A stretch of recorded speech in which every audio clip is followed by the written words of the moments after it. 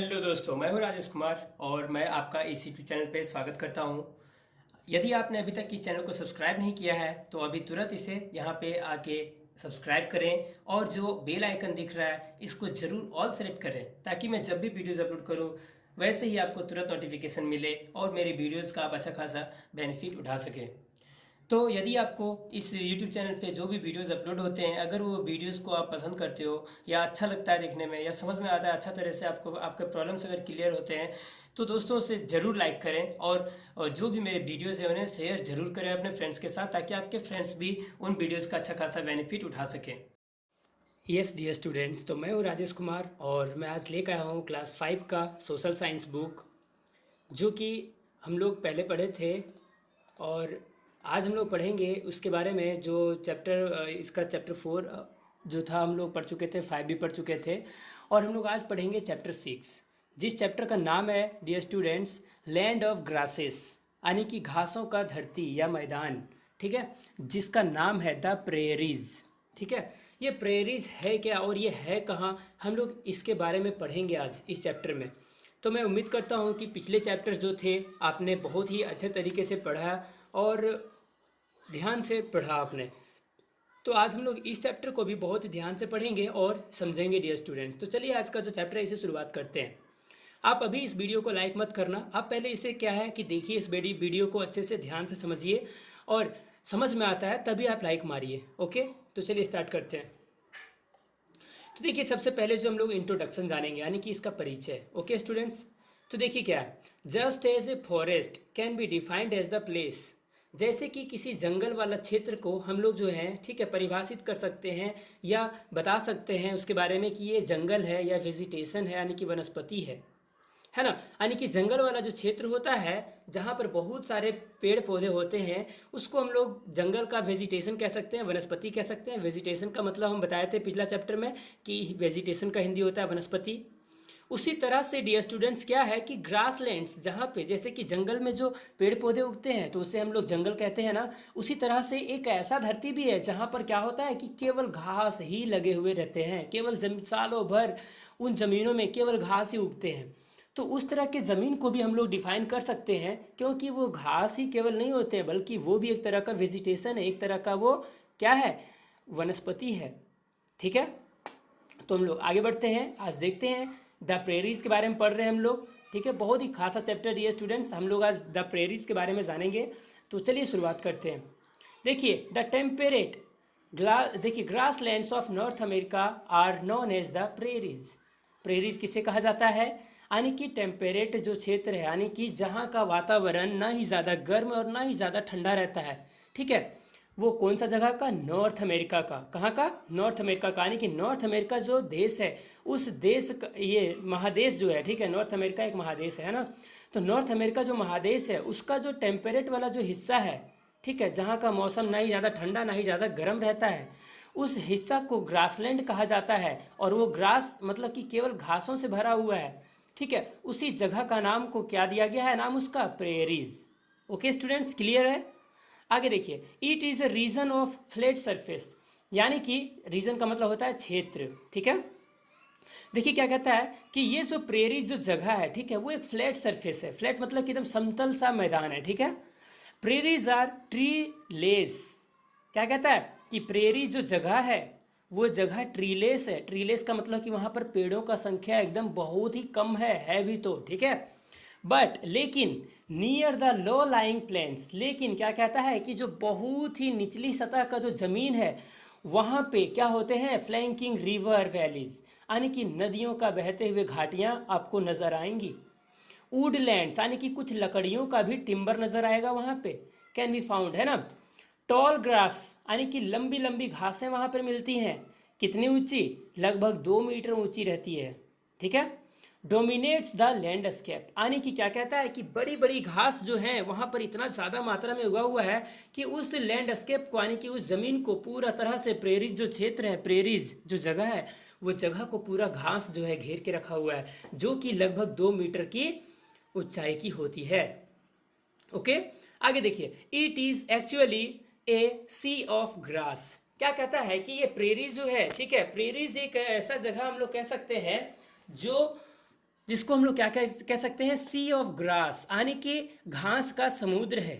यानी कि ये प्रेरी जो जगह है ना डियर स्टूडेंट्स, उसको हम लोग समुद्र का, यानी कि घासों का समुद्र भी कह सकते हैं। एक ऐसा समुद्र जहाँ पर केवल घास है, तो ये वास्तव में क्या है, वो समुद्र नहीं है डियर स्टूडेंट्स, वो एक धरती है। लेकिन जैसे हम लोग कहते हैं ना कि इसके पास ज्ञान का समुद्र है, यानी कि बहुत ज़्यादा ज्ञान है, तो उसी तरह से प्रेरीज को कहा जाता है सी ऑफ ग्रास, यानी कि घासों का समुद्र है। कौन सा जगह, द प्रेरीज। याद रहेगा डियर स्टूडेंट्स, बहुत ही सिंपल है।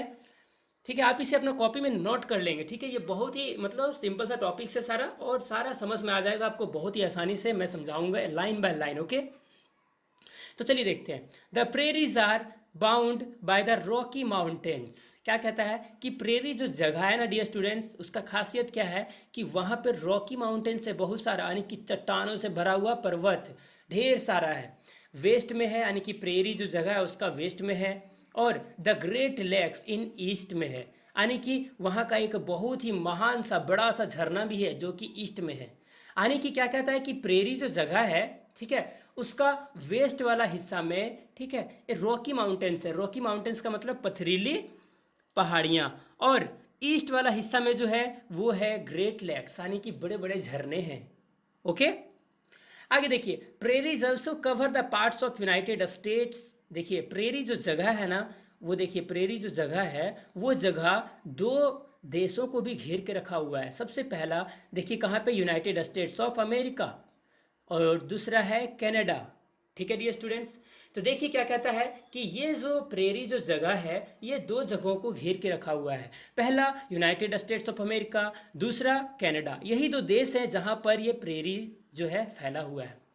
ठीक है डियर स्टूडेंट्स, तो चलिए अब हम लोग आगे पढ़ेंगे। ठीक है, प्रेरी का जो है क्लाइमेट कैसा रहता है। क्लाइमेट का मतलब क्या होता है, जलवायु। ठीक है डियर स्टूडेंट्स, आपको याद होगा, मुझे जहाँ तक यकीन है। तो चलिए देखिए, देखिए क्लाइमेट का मतलब होता है जलवायु। ठीक है, यानी कि कहाँ का जलवायु के बारे में पढ़ेंगे हम लोग, द प्रेरी के बारे में, प्रेरी का जो जलवायु है उसके बारे में। ठीक है, तो देखिए, being located in the heart of A continent, यानी कि नॉर्थ अमेरिका का जो एकदम सेंटर में जो ये जगह है, ठीक है, प्रेरीज, द क्लाइमेट इज, देखिए, Continental type with extreme temperatures. क्या कहता है कि यहाँ का टेम्परेचर जो है वो बहुत ही साधारण सा है, ना ही बहुत ज़्यादा गर्म और ना ही बहुत ज़्यादा ठंडा। देखिए क्या कहता है, द समर्स आर वार्म। ठीक है, यानी कि देखिए यहाँ का जो है एक्सट्रीम टेम्परेचर बता रहा है। एक्सट्रीम का मतलब कि बहुत ही, मतलब कि थोड़ा सा ऐसा सा तापमान, जिस तापमान को सह पाना थोड़ा सा डिफिकल्ट है, खास करके ठंडा का मौसम में। देखिए कैसे, क्या कहता है कि वहाँ की जो गर्मी का मौसम होता है उस समय वहाँ का टेम्परेचर लगभग 20 डिग्री सेल्सियस रहता है, यानी कि फिर भी हल्का फुल्का ठंडा ही रहता है। लेकिन जब ठंडा का मौसम आता है तो वहाँ का टेम्परेचर -20 डिग्री सेल्सियस हो जाता है, यानी कि टेम्परेचर पूरा तरह से घट जाता है। जितना गर्मी में प्लस में था उतना ही माइनस में हो जाता है गर्मियों में। ठीक है डियर स्टूडेंट्स, यानी कि वास्तव में अगर देखा जाए तो गर्मी में अगर 20 डिग्री सेल्सियस टेम्परेचर था तो यहाँ पर -20 डिग्री हो जाता है, यानी कि 40 डिग्री टेम्परेचर जो है घट जाता है। ठीक है, और देखिए कनाडा का ये खास बता रहा है कि कनाडा जो जगह है ना, वहाँ का ठंडा का मौसम में -20 डिग्री सेल्सियस टेम्परेचर रहता है और गर्मी में 20 डिग्री सेल्सियस, यानी कि हमेशा वहाँ पर लगभग ठंडा ही रहता है। इन विंटर से thick thick blanket of snow covers this region. क्या कहता है कि ठंडा का मौसम अगर देखा जाए तो कनाडा क्या होता है, पूरा तरह से बर्फ से एकदम ढक जाता है। ठीक है, और देखिए the annual rainfall is moderate. क्या कहता है कि साल भर का जो वहाँ पर बारिश होता है ना वो मॉडरेट है, यानी कि सालों भर वहाँ पे हमेशा बारिश नहीं होता है। ठीक है, उसका जो सीज़न है उसी सीज़न में होता है और थोड़ा बहुत ही होता है, ज़्यादा नहीं होता है। Is ideal for the growth of grass. क्या कहता है कि साल भर में जितना बारिश होता है वहाँ पे उतना काफ़ी है, वहाँ का घास वगैरह जो होता है उग जाता है उतने में ही। ठीक है, तो ये मैं उम्मीद करता हूँ कि क्लाइमेट भी आप समझ गए। अब हम लोग आगे बढ़ेंगे। देखिए अब हम लोग पढ़ेंगे फ्लोरा एंड फौना। याद रखें ये वर्ड को, फ्लोरा एंड फौना। फ्लोरा का मतलब होता है वनस्पति और फौना का मतलब होता है पशु। ठीक है, आप इसे याद रखें, फ्लोरा एंड फौना। तो फ्लोरा का मतलब वनस्पति, वनस्पति मतलब वही जंगल का पेड़ पौधा जो भी है या जो भी घास फूस है वो सारे वनस्पति हैं। और फौना का मतलब जितने भी जानवर हैं वहाँ पे। ठीक है, गाय भैंस बकरियाँ ये सारी जो है फौना है। तो देखिए पहले हम लोग पढ़ेंगे फ्लोरा के बारे में। तो देखिए फ्लोरा क्या है। फ्लोरा मतलब हम बताए वनस्पति, है ना। तो देखिए प्रेरीज आर प्रैक्टिकली ट्रीलेस। क्या कहता है कि प्रेरी जो जगह है वहाँ पर तो वास्तव में अगर देखा जाए तो वो ट्रीलेस है, यानी कि पेड़ पौधा का वहाँ कमी है। Where water is available trees such as willows. देखिए दोस्तों ये जो पेड़ का नाम है, देखिए क्या कहता है कि ये जो प्रेरी वाला जो इलाका है वहाँ पर जहाँ कहीं पर पानी है वहाँ पर कुछ पेड़ मिलते हैं। जैसे कि कौन कौन से पेड़, विलोज। देखिए विलोज यहाँ पे पेड़, यहाँ पे मैंने फोटो यहाँ पे लगाया हुआ है, इस फोटो को आप देखिए, ये विलोज का पेड़ है, ठीक है। और दूसरा है एल्डर्स। देखिए एल्डर्स नाम का जो पेड़ है यहाँ पर मैंने लगाया हुआ है फोटो, आप इसे देख लें, ध्यान से समझ जाएं कि ये इसी तरह का पेड़ होता है, ओके। और तीसरा पेड़ जो है वो पॉपुलर्स है, जो कि पॉपुलर्स पेड़ ये रहा। देखिए कितना मतलब अजीबो गरीब सा पेड़ है ये, है ना। हमारे तरफ इधर इस तरह का पेड़ नहीं होता है। तो देखिए क्या कहता है कि ये सारी जो पेड़ हैं वो पाए जाते हैं वहाँ पे, ठीक है। देखिए क्या कहता है, places that receive rainfall of over 50 centimetre are suitable for farming as the soil is fertile. क्या कहता है कि ये जो क्षेत्र है, प्रेरी जो क्षेत्र है, उस क्षेत्र में जहाँ कहीं पर 50 सेंटीमीटर का बारिश होता है, ठीक है, उस क्षेत्र में किसान लोग जो हैं वो फार्मिंग कर पाते हैं, यानी कि कृषि कर पाते हैं। क्यों? क्योंकि वहाँ का जो मिट्टी है वो बहुत ही ज़्यादा फर्टाइल है, यानी कि उपजाऊ है। ओके स्टूडेंट्स, समझ में आया। तो देखिए the major crop of this area is maize. देखिए क्या कहता है कि ये जो प्रेरी जो जगह है डियर स्टूडेंट्स, वहाँ का सबसे अगर बड़ा फसल अगर कहा जाए कि सबसे ज़्यादा मात्रा में होने वाला फसल कौन सा है, तो वो है मेज। मेज का मतलब क्या होता है, बाजरा, जो कि गेहूं के जैसा ही होता है। अदर क्रॉप्स, ठीक है, including potatoes, soybean and cotton is also grown. यानी कि क्या कहता है कि प्रेरी में, ठीक है, और भी चीज़ें उगती हैं, जैसे कि पोटैटोज हो गया, यानी कि आलू, सोयाबीन हो गया, जो सोयाबीन हम लोग खाते हैं, हम लोग को आपको पता ही होगा। तीसरा हो गया कॉटन, कॉटन मतलब वही रुई या कपास का, ठीक है। इन चीज़ों का खेती वहाँ पे अच्छा खासा मात्रा में होता है। और देखिए क्या कहता है, areas where rainfall is very little grasses are short there. क्या कहता है कि प्रेरीज में, ठीक है, जहाँ पर अच्छा खासा बारिश होता है 50 सेंटीमीटर लगभग, वहाँ पर तो अच्छा खासा फसल हो जाता है। लेकिन जिस क्षेत्र में पानी का मात्रा यानी कि बारिश का मात्रा बहुत कम रहता है, उस क्षेत्र का जो घास होते हैं वो सारे बहुत ही छोटे रहते हैं, शॉर्ट रहते हैं, छोटे रहते हैं, ठीक है। तो इस तरह से हमारा फ्लोरा और फौना जो था, हमारा केवल अभी फ्लोरा खत्म हुआ है, इसके बाद पढ़ेंगे फौना, ठीक है। तो ये तीनों पेड़ का फोटो आपने देखा और आपको पता भी चल गया कि ये सारे जो पेड़ हैं वो कहाँ उगते हैं। जैसे कि विलोज, विलोज कहाँ उगता है, प्रेरीज के, वही प्रेरीज में। और एल्डर्स नाम का जो पेड़ है वो भी कहाँ उगता है, तो प्रेरी में। और ये देखिए पॉपुलर्स नाम का जो पेड़ है वो भी कहाँ उगता है, प्रेरी में, ठीक है। नेक्स्ट देखिए जो टॉपिक है हमारा वो है फौना। फौना जो कि एक ये भी बहुत ही खास तरह का, मतलब कि पशु वगैरह, वहाँ के पशु के बारे में पढ़ेंगे हम लोग। तो वो पशु क्या होता है, वो सारे कौन कौन से पशु हैं, तो हम लोग देखते हैं वहाँ का, ठीक है। देखिए सबसे पहले क्या है, sturdy, sturdy man called cow boys. यानी कि देखिए क्या कहता है, स्टर्डी मतलब क्या होता है, हट्टा कट्ठा व्यक्ति। जो व्यक्ति बहुत ही मोटा तगड़ा फिट फाट होता है ना, उसे हम लोग कहते हैं स्टर्डी मैन। क्या कहते हैं, स्टर्डी मैन, ठीक है। जो स्टडी मैन, जो हट्टे कट्टे लोग होते हैं, उसको काउ बॉयज कहा जाता है। काउ बॉयज का मतलब क्या होता है, इधर उधर घूमने वाले जो होते हैं, जो खास करके जानवरों के आगे पीछे घूमते रहते हैं, जानवरों को संभालने का काम करते हैं, ठीक है। तो देखिए क्या कहता है, और ये काउ बॉयज जो होते हैं ना, वो टोपी पहनते हैं। कौन सा टोपी, जो राउंड हेड रहता है, जो गोल सा रहता है टोपी, वो वाला टोपी, ठीक है। इसके बाद देखिए क्या कहता है, the American buffalo is the most important animal of this region. क्या कहता है कि वहाँ का अगर देखा जाए सबसे इम्पोर्टेंट जानवर है तो वो है अमेरिकन बफेलो, यानी कि भैंस। ये देखिए आपको जो फोटो दिख रहा है, ये अमेरिकन बफेलो है, यानी कि अमेरिका का भैंस है।